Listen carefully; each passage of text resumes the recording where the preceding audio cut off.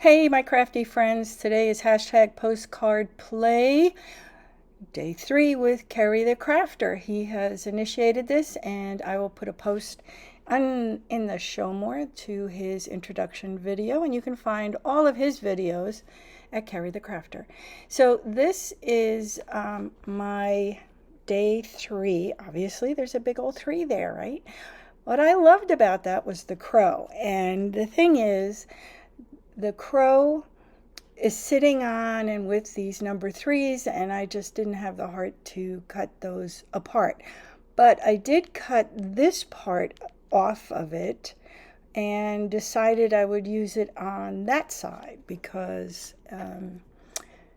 I felt it went better on that side, just the way it is.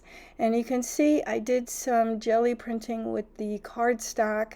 I made my own stencil. I'll talk about that in my next video about what I did to get those, and we'll go more into that. So basically, the postcard challenge is to use a 4x6 cardstock or card and do a jelly printing on something and use that. In this case, I'm using them on the cardstock because I'm not really, and if you watched all the others, you know that I really don't know very much about jelly printing. I am really just learning myself. And I'm going to apologize for having the stuff way too high this time. Usually I have it way too low, and I'm trying to find the sweet spot. And it's not going great for me, apparently. But it will come down eventually, I can promise you that. I think there are some other creators who do jelly printing, and Ceri has all of their names on his any of the ones that you might watch for him that have to do with the postcards. He lists them in the show more section, and I think they're probably digital downloads. I can't be certain of that. I didn't look for them because I got started late. He says you can start anytime and just do the 31 in whatever order. I mean, not in whatever order, but if it's July, that's great. If not, doesn't matter. Just do it on. And hopefully we will all learn something. I happen to like mixed media, and I do other things. I kind of like this size, actually, because it seems to not be miniature, which I tend to do, and yet it's still big enough to accommodate some scrapbook papers, yeah, whatever. So this week I chose to use my Stamperia Fortune scrapbooking paper by Christina Adavon. I can't pronounce her name, but if you go to scrapbook or stamperia.com, you'll end up putting into scrapbook paper and put in Fortune, and you'll come up with this very pretty tarot card, mystic, magical thing.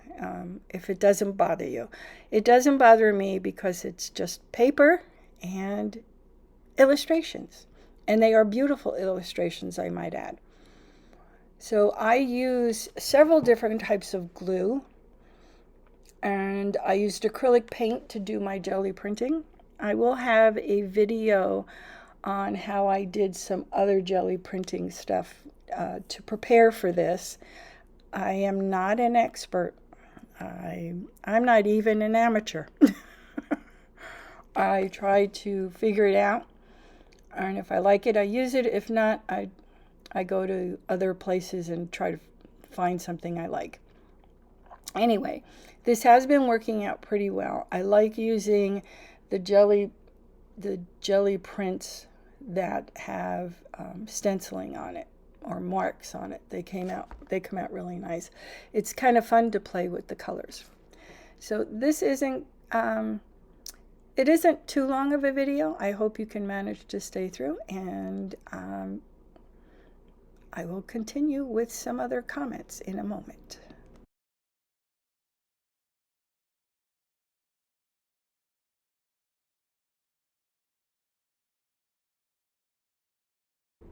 Okay, now in this section, I put the backing on.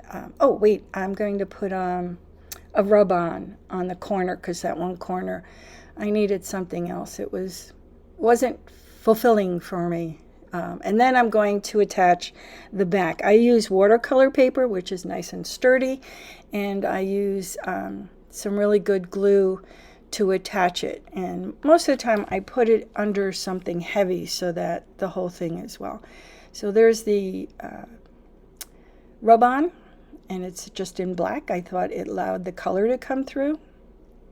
And it's a sticker, actually, not a rub-on. My bad. What can I tell you? So I'm using some Tombow glue. I get mine from what is the name of that company? Oh my goodness. Well, you could get them anywhere.